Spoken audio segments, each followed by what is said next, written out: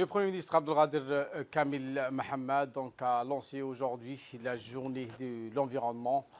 C'était au Palais du Peuple.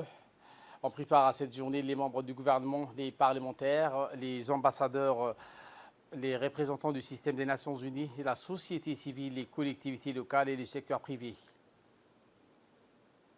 Dans une allocution faite à cette occasion, le Premier ministre Abdelkader Kamil Mohamed a notamment rappelé que l'environnement constitue pour tous les êtres vivants une source vitale qui fournit de la nourriture que nous mangeons, l'eau que nous buvons, l'air que nous respirons ainsi que les médicaments que nous utilisons pour les soins.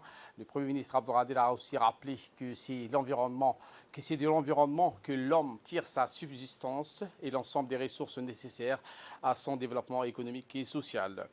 L'objectif de cette Semaine nationale de l'environnement et de sensibiliser l'ensemble de la population à l'importance de la protection de l'environnement durant une semaine. Le ministère de l'Environnement va organiser en étroite collaboration avec le PNUD, le Programme des Nations Unies pour le développement, plusieurs activités de sensibilisation dans la capitale ainsi que dans les régions de l'intérieur.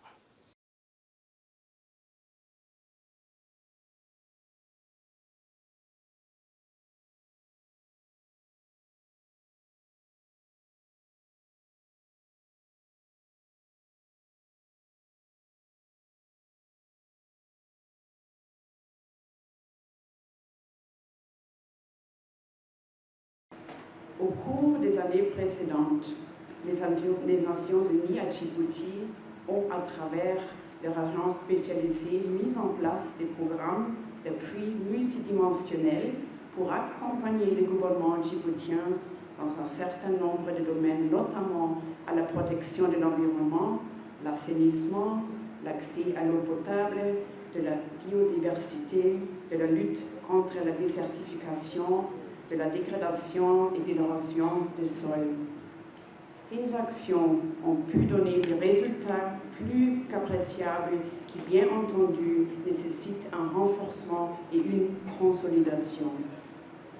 Le PNUD soutient en étroite collaboration avec votre ministère des initiatives de protection de la biodiversité et de lutte contre les effets négatifs du changement climatique sur les populations à travers le financement du Fonds pour l'environnement mondial. Cette semaine sera l'occasion pour l'ensemble des acteurs de l'environnement à Djibouti de prendre part à l'action nationale de protection de l'environnement et de lutte contre le changement climatique. La Semaine nationale de l'environnement que nous débutons aujourd'hui s'inscrit dans le cadre de la diplomatie internationale, notamment dans la contribution de Djibouti à la COP 27. Qui se tiendra prochainement à Sharm el-Sheikh en Égypte du 6 au 18 novembre 2022. Djibouti est confronté à divers problèmes environnementaux, dont les stress hydriques et la désertification, susceptibles d'être aggravés par les changements climatiques. Sur le plan de l'adaptation, les problèmes majeurs résident dans la gestion des ressources en eau, qui sont menacées par des pressions anthropiques forte résultant de la croissance démographique et de l'urbanisation. La modification du régime des pluies combinée à l'élévation du niveau de la mer aggrave le processus de salinisation de la nappe aquifère et la dégradation de la qualité de l'eau.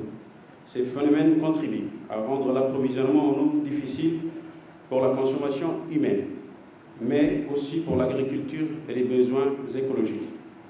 La grande majorité de la population rurale est très vulnérable aux aléas climatiques, car elle vit dans des zones désertiques ou peu fertiles, souvent caractérisées par des sols très exposés à l'érosion et à l'accès limité à l'eau. Dans les zones côtières, nos villes sont menacées par des inondations de plus en plus fréquentes. En dépit de son climat aride, notre pays abrite une riche biodiversité qui permet d'attirer des touristes nationaux et internationaux. Comme vous le savez, la protection de l'environnement et la promotion du tourisme sont étroitement liés. La conservation des écosystèmes exceptionnels et des espèces rares contribue indéniablement à la promotion du tourisme respectueux de l'environnement. À l'inverse, les revenus engendrés par le tourisme permettent de financer des actions de protection de l'environnement. De plus, notre pays est situé sur l'une des routes maritimes les plus fréquentées au monde et possède plusieurs ports. Par conséquent, nous sommes exposés à la pollution marine causée par des hydrocarbures et notre pays, à lui seul, n'a pas la capacité de faire face à une pollution marine. Par ailleurs, Djibouti est affecté par les problématiques de déchets plastiques. Partout, nos villes et nos régions sont envahies par des plastiques qui se retrouvent dans nos rues, sur les arbres, sur les plages et en milieu. Cette journée de lancement, mesdames et messieurs, de la Semaine nationale de l'environnement est un moment privilégié que je me réjouis de partager avec beaucoup d'espoir et avec vous tous. L'instauration de cette Semaine nationale de l'environnement témoigne, comme chacun peut le comprendre, de l'importance que revêt la protection et la préservation de l'environnement au sein de la politique publique du gouvernement. Nul ne doute que le capital environnement constitue un levier majeur pour le développement durable de notre pays, car il est vital à l'humanité, à tous les êtres vivants sur cette planète Terre. Mesdames et messieurs, l'environnement constitue pour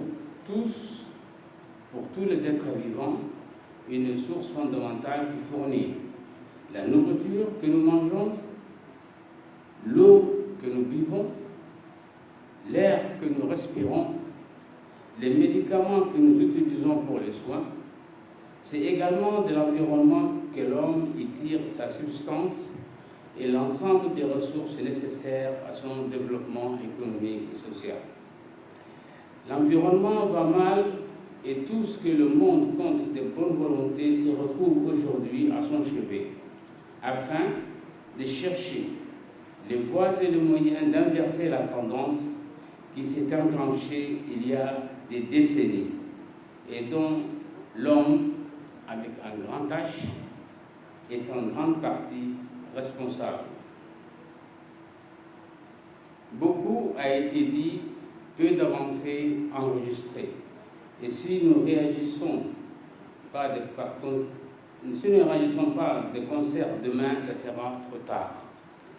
Au nom des dégradations observables de l'environnement, il y a les pollutions, la hausse de la température, d'une part, la sécheresse, et son opposé, l'intensification des précipitations, la multiplication des intempéries qui sont dues à des multiples facteurs, les plus importants étant la forte croissance de la population, l'augmentation des activités industrielles sur la consommation.